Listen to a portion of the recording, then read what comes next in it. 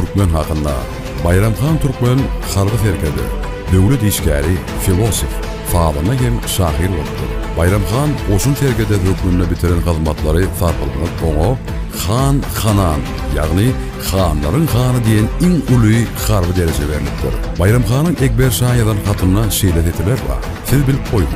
Türkü kowumlarda öz iýen duýdugyna gaf edýän adamyň bolmaýanlygy bütün äleme ma'lumdyr. Hindistanyň Delhi Universitetining professory Ram Kishore Pandjin Muhammed Bayramxan Türkmeniň ömrü we edermenlikleri atly işinde Bayramxan hakynda şeýle ýazgy bar.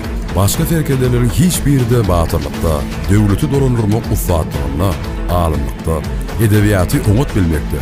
Götügüç tejribesinde Bayramxan bilen bäfeşip biljek däl. Çünkü ol Türkmenli. Bayramxanyň maşatda ýerleşýän gowunyň üstünde iň gowy güldarlyklardaky gülüm folya diýen ýazgy bar.